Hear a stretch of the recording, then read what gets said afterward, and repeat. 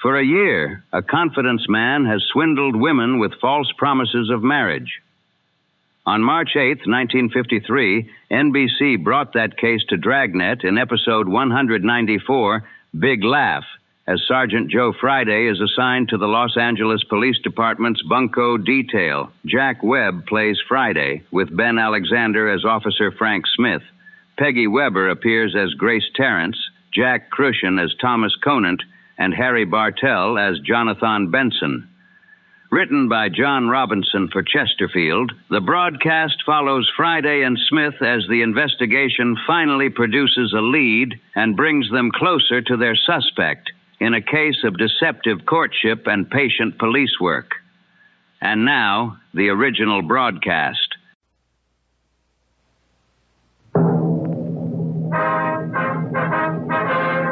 Sound off for Chesterfield. Chesterfield is best for you. First cigarette with premium quality in both regular and king size. Chesterfield brings you Dragnet.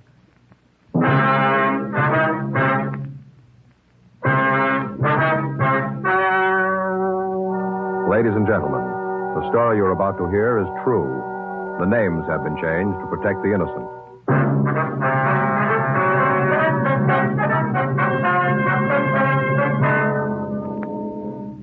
You're a detective sergeant. You're assigned to Bunco detail. For the past year, a confidence man has been cheating women in your city. You finally get a lead on him. Your job, get him. Tonight, I have a new report for you. A most important one, too. Because when you're asked to try a cigarette, you want to know, and you ought to know, what that cigarette has meant to people who smoke it all the time. After a full year of observation, a medical specialist who has given a group of Chesterfield smokers thorough examinations every 2 months for the full year reports no adverse effects to their nose, throat, or sinuses from smoking Chesterfield. More and more men and women all over the country are finding out every day that Chesterfield is best for them. Enjoy your smoking. Try Chesterfield today. They're best for you. Much milder, with an extraordinarily good taste.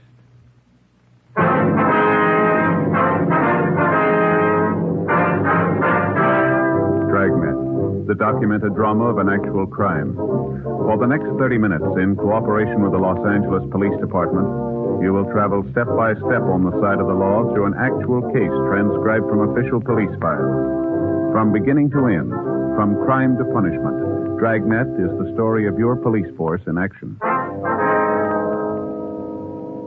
It was Wednesday, February 12th. It was cold in Los Angeles. We were working the day watch out of Bunco detail. My partner's Frank Smith. The boss is Captain Steve. My name's Friday. We were at the Armstrong Thomas department store cafeteria, and it was 3:14 p.m. when I got back to the table. Here, Joe. Let me give you a hand. Oh, thanks. Here you are, Miss Terrence. Thank you. I wonder if you'd tell us what this is all about now, ma'am. Surely. Sorry you had to wait, but I thought it might be better if we talked up here. Yes, ma'am. Would you pass the sugar, please? Oh, yes, ma'am. Here you are.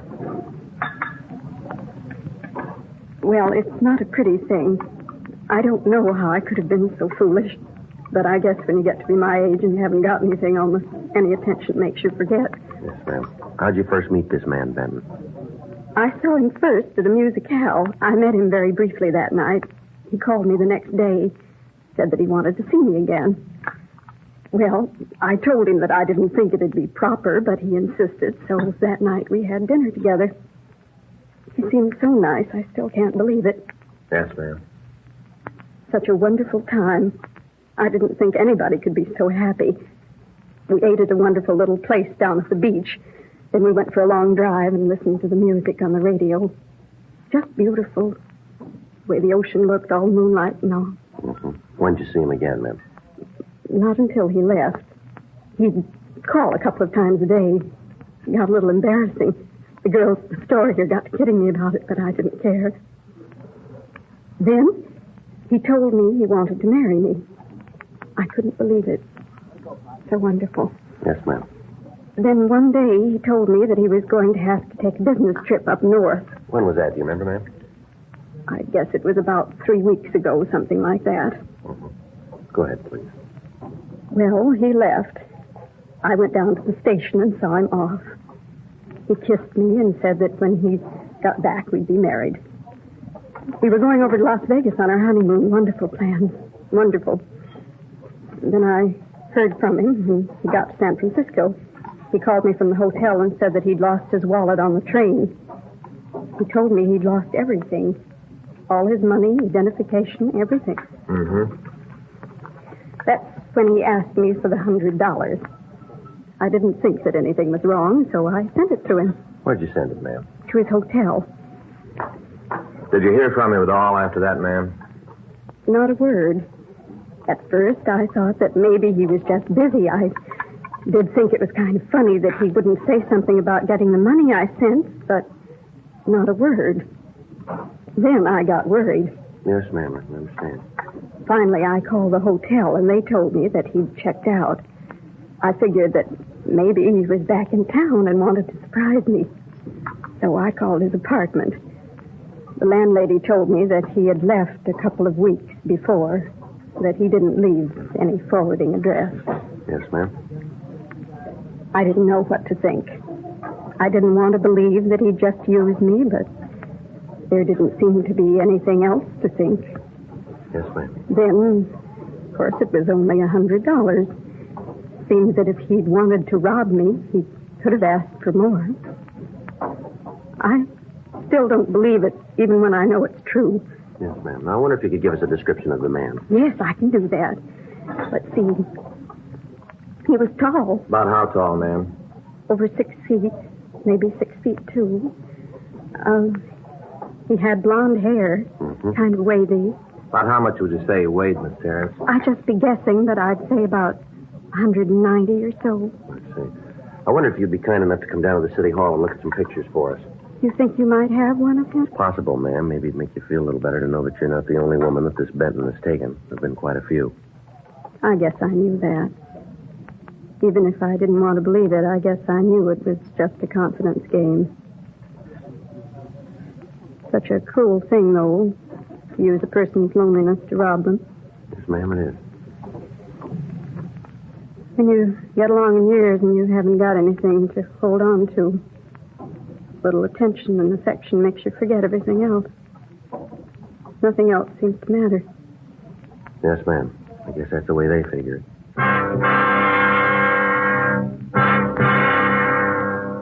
Frank and I had been looking for Jonathan Benton for the past year. During that time, he'd taken approximately $37,000 from women in the Los Angeles area. His method of operation was to answer the ads in the personal columns of the daily papers.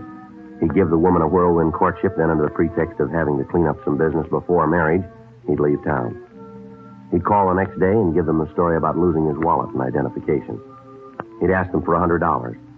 This in itself was to throw off the suspicions of the victim. In the event that they suspected that they were being taken in a racket, $100 was small enough so that their fear would answer about 20 to 30 of these ads at a time.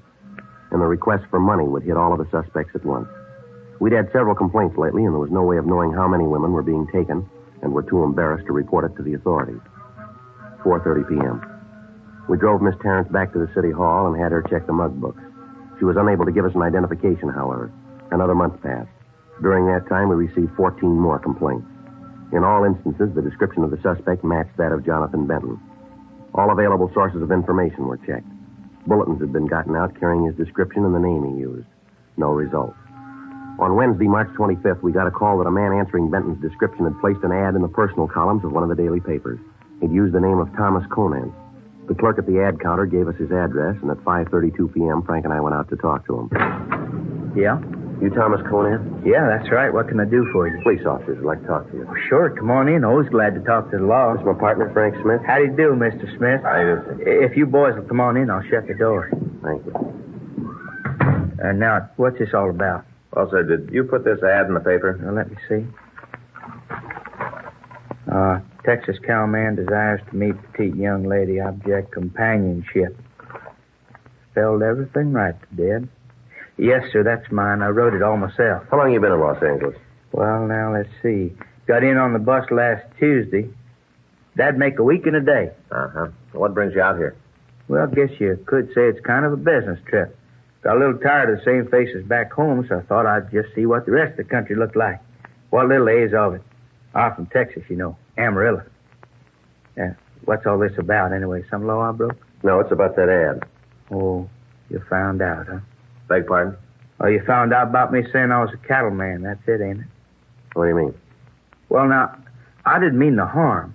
I do have a couple milk cows on the place. A Holstein and a Guernsey. They're real nice, too. Just that I was so darn lonesome, and I kind of thought this might be a way to meet some nice gal. I didn't mean no harm. You can see that, can't you? Yes, sir, I guess so. Wonder if you'd mind taking a ride with us, sir? Well, I should say not. Always happy to go along with the law. Where you figure to go to? We'd like you to meet somebody. Well, now that's right. Nice of you. Got some gal you'd like me to meet, huh? Well, it's not exactly that, sir. Well, it don't matter none. I got nothing to do anyhow. Just sitting here wondering if I get any replies to the ad. All right, sir. If you wouldn't mind, let's go. Not at all. I'll get my hat.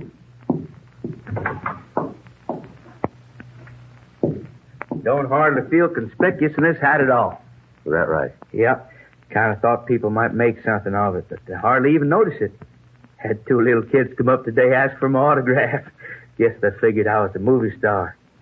Made me feel real good, too. Then I wrote my name for them. They didn't know who I was. That didn't make no mind to them. They just thanked me and went on about the business. About nice little folks they was. Yeah. Well, let's go. Sure. Real nice people here in L.A. Real nice. Haven't met a bad one yet. Well, you haven't been here long. We got 'em.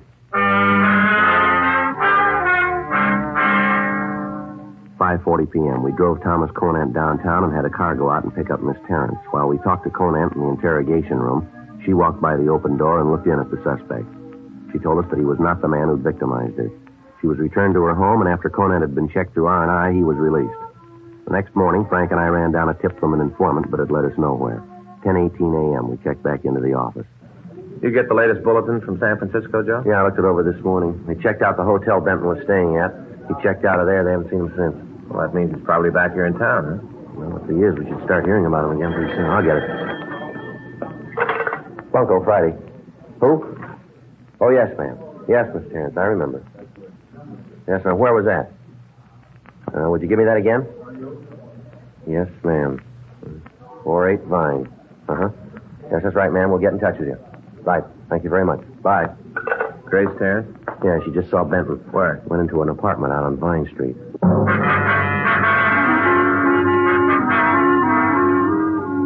10:41 a.m. Frank and I got to the apartment house on Vine Street. We talked to the landlord, and he told us that a man answering the suspect's description was registered in apartment 4B. He was registered under the name Jonathan Benson. He told us that this Benson had just moved in and paid his first month's rent in advance. He said that he was just going to be in town for a short time, and that in the event that he moved out before his month was up, he expected no refund. Frank and I went up to the fourth floor and knocked on the door. Yeah? You Jonathan Benson?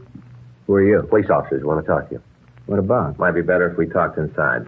Maybe I don't want you in my... All right, now, mister, you get your hat. We want to talk to you downtown. What for? Come on, get your hat.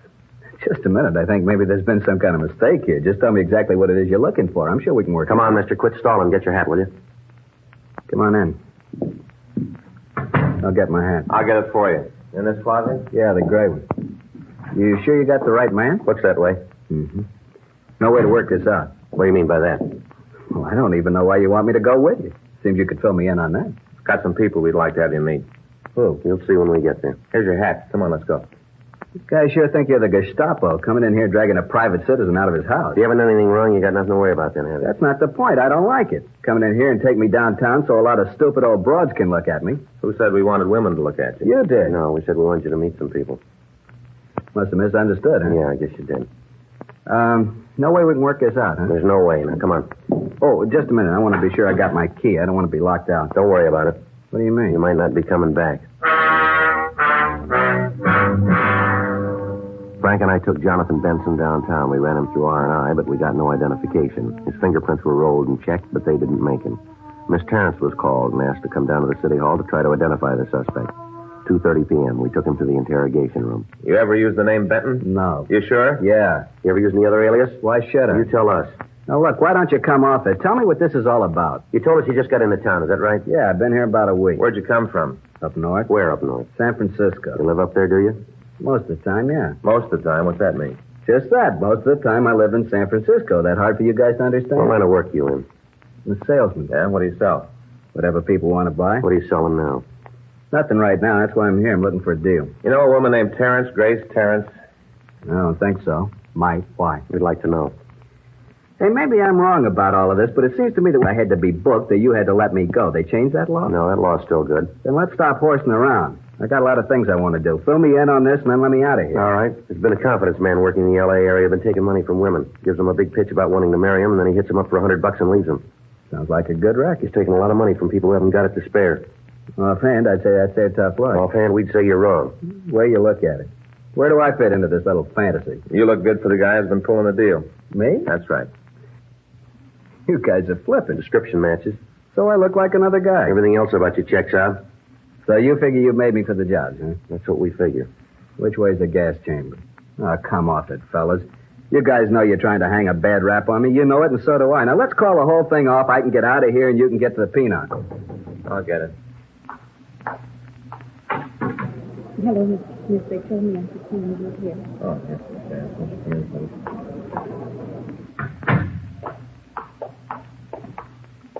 Hello, Jonathan. What? Why'd you do it, Jonathan? Why? If you wanted the money, you could have asked for it. I'd have given it to you. You didn't have to lie about what you saw. Place is full of them loonies. Is this the man, Miss Terrence? Yes, Sergeant, that's him. All right, how about it, Benson? I don't know what she's talking about. What's this bit with that's him?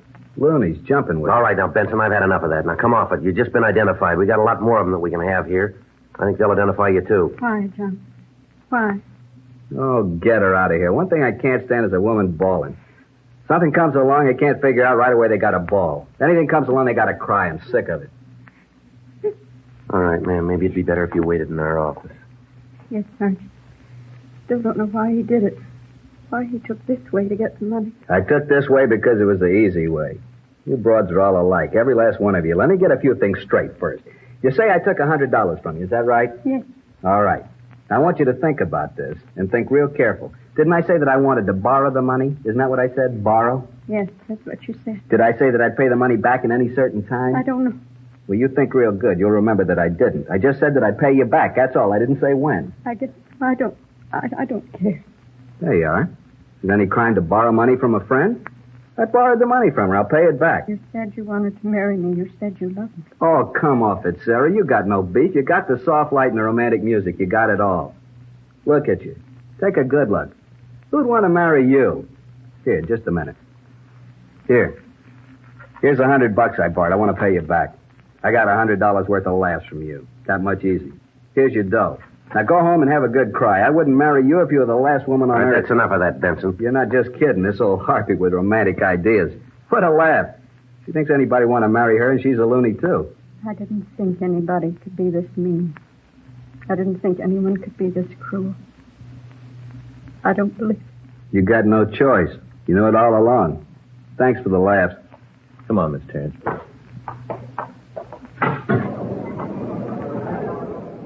Imagine that old bag really thinking I'd marry him. Yeah. Real laugh. Well, anyway, she got her dough back. I said I'd pay her back. I did. You check with the rest of them. I'll tell you the same thing. I borrowed the money, that's all. I can't help it if they thought something else. I can't help it, Calvin. Come on, let's get this over with. I want to get out of here. Yeah. You look upset, Con. Don't be. It won't prove anything. That's the way it I is. got something for you, Benson. Is that right? Yeah. Someplace, sometime, you're going to make a mistake. Is that right? Yeah, and when you do, we're going to lean on you, and we're going to lean hard.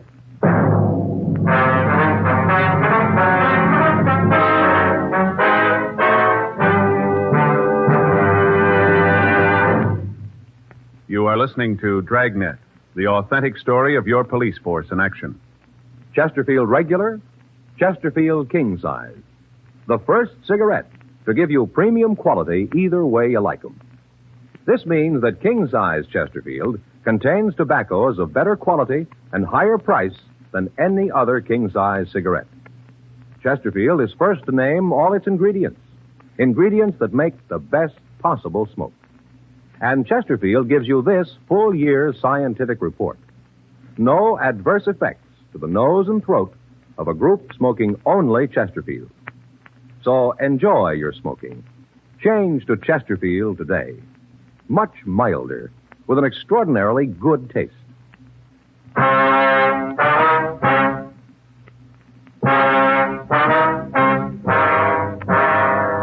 We had 12 of the victims of the confidence man look at Benson. All of them gave a positive identification, but verified his story that he'd borrowed the money from them. 4:25 p.m., Frank and I got in touch with the district attorney's office and talked with them. What Benson had said was true. In borrowing the money, or in saying he was borrowing it, he'd committed no violation of the law. We had to release him from custody. A month passed. During that time, we'd heard nothing more from the suspect. He'd stopped working the Dodge in the Los Angeles area. We contacted the San Francisco authorities and informed them of what had happened. They said that they'd be on the lookout for Benson. During the next 2 weeks, Frank and I worked on a ring of Bunco artists that were working the obituary columns. On June 16th, we got a call from Burglary Division that they'd gotten a report of a theft, and talking to the victim, they'd gotten the name Jack Bentley. They checked the files on him and found that it could be Jonathan Benson. The victim, a Miss Betty Lindsay, came to our office to talk to us. I don't know why they thought that I should see you. It's just a plain theft. The officers in burglary said that they thought we might be interested in the thief, Miss Lindsay. I wonder if you'd tell us about him. Lousy crumb. This guy's a real schnook. Schnook of the first water. Yes, ma'am. What's his name, please? Called himself Bentley, Jack Bentley. What a bum. What do you look like, Miss Lindsay? Tall and blonde. Kind of nice-looking guy if you went for the type. I did. Now I got troubles. Oh, what a no-good bum. Wonder if you'd take a look at some of the pictures we've got here and see if he's in these. Sure. I'd like to see you get him. Where are the pictures? Frank, would you get him, please? Yeah. Where'd you meet this Bentley? Do you remember? Well, I'm sort of the hostess at a place downtown over on 5th. Anyway, about 2-3 weeks ago, this schnook comes in, orders a couple drinks, and he leaves. Next night, he's back again. Ooh, he was a cagey one. Didn't work too fast. Took about a week to make the pitch, then he asked me out to dinner. Well, he always seemed kind of nice, so I told him I'd go. Mm-hmm. Here are the pictures, ma'am. If you just take a look through them and see if there's one of Bentley in there. Sure. Let me see. No. Nothing. Hey, this one's kind of cute. What's he wanted for? Oh, he works a casualty racket. What's that? Gets the names of people that have died, tells their families if they ordered some stuff. What kind of stuff? Oh, pen and pencil sets, watches, cheap things. Charges a lot of money for them. Most of the people figure that it's one of the last things their loved ones wanted, so they pay the prices. The stuff's worthless. Lousy racket. Such a nice-looking guy, too. So honest. Well, that's why it works. Yeah, I suppose so. Well, let me see. No, this one's not him. Hey, wait a minute. Yeah. That's him. Ooh, what a nudnik. Ma'am? A nudnik, a real bum. But that's him, I'm sure of it. Benson. Yeah. You mean you know this guy? Yes, ma'am. Wonder if you tell us exactly what happened. Well, sure, like I was telling you. This guy, Benson? Yes, ma'am, that's right. Jonathan Benson. Yeah, well, anyway, he asked me out to dinner. I told him I'd go. It looked like he was pretty well fixed. I figured it wouldn't do no harm. Well, see, I don't get out till 12:30, and there ain't many nice places open after that. But I said yeah, so he told me he'd pick me up. He got to the club about 10 o'clock. Said that he'd gotten through with whatever it was he was doing, that he came by to see if he could use my apartment to freshen up a bit. Freshen up a bit. Boy, what a way to heist the place. Oh, what a bum. Go ahead, ma'am. Well, I gave him the key to the place. He said that he'd stop at a drugstore and pick up a razor, shave, and wash his face, and he'd be back to pick me up. The last I ever saw of him. Walked off with a fur coat I had. Saved for 3 years for that coat. Cost me $900. And he took a ring worth about $150. Diamonds. Belonged to my mother. Sure hope you get him. Nail him good. Yes, ma'am. Ooh, what a nutnik. We continued to question Betty Lindsay. She gave us the name of one of Benson's friends. We checked on him, and he gave us the name of a girl who knew the suspect. We talked to her, and she was able to give us Benson's address. It was a rooming house on Franklin Avenue in the Hollywood area. 6:47 p.m. Frank and I went up to his room. Yeah, come on in. Should have kept my mouth shut. What do you guys want? We want to talk to you downtown, Benson. We aren't going to get on that merry-go-round again, are we? I'm getting tired of this whole deal. What are you guys trying to tire me this time? We didn't have to do it, Benson. You took care of that yourself. Is that right? Yep, you made a mistake. What is it this time? You figure I took some candy away from a blind All right, newsboy? come on, Benson. Let's go. You're going to arrest me this time, or am I going as a favor? This time it's on us. You mean we're playing for keeps now? Yeah. What's the charge? Grand theft. You're kidding. Nope. I really believe you're serious. That's right. You called it. Well, this is going to be interesting. If you can't prove this, I'm going to own City Hall, and the first thing I'm going to do is fire you two. You know that, don't you? Well, we'll take that chance. All right, but don't say I didn't warn you. You know, someday I'm going to write a book. Call it Some of My Best Friends Are Cops. Yeah, you do that. I will. You'll have the time.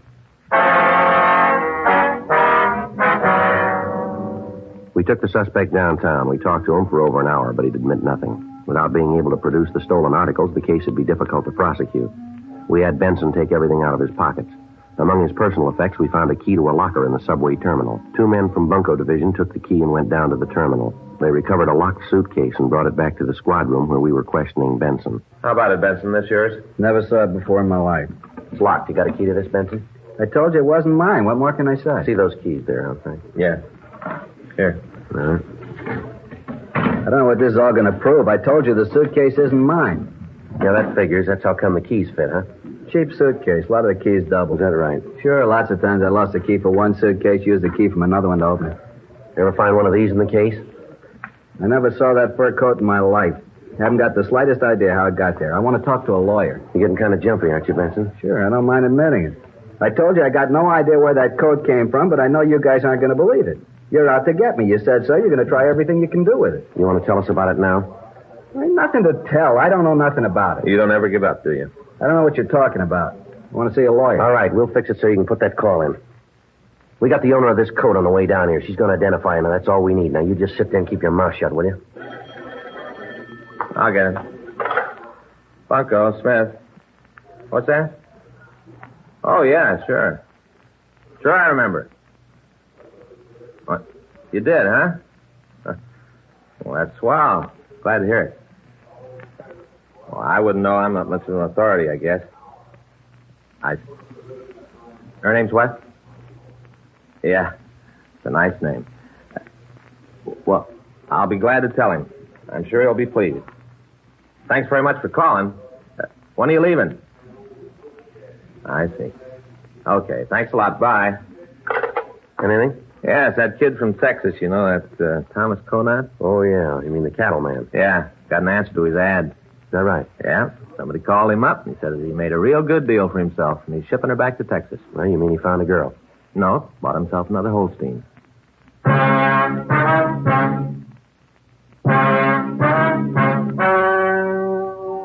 The story you've just heard was true.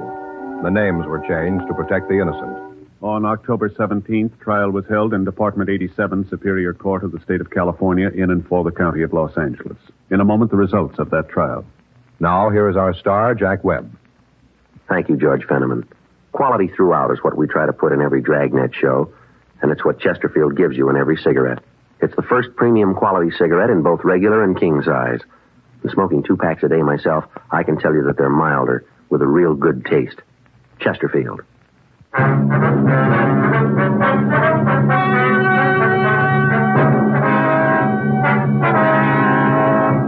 Jonathan Arthur Benson, alias Jack Bentley, was tried and convicted of grand theft. He received sentence as prescribed by law. Grand theft is punishable by imprisonment in the state penitentiary for not less than 1, nor more than 10 years.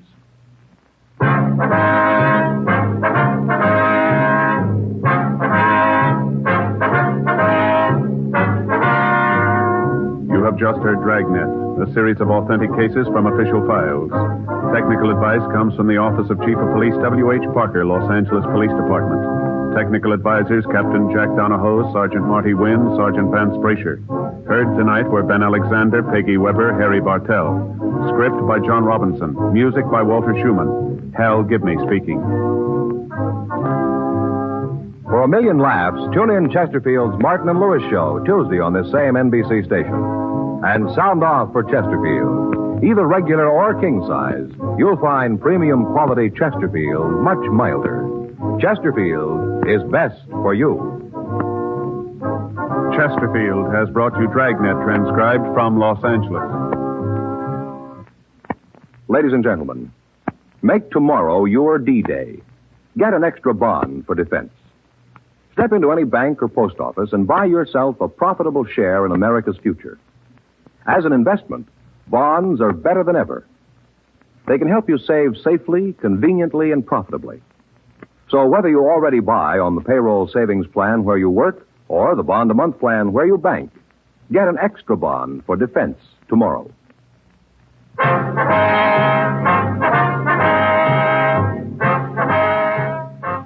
Tonight, it's Adventure with Barry Craig on NBC.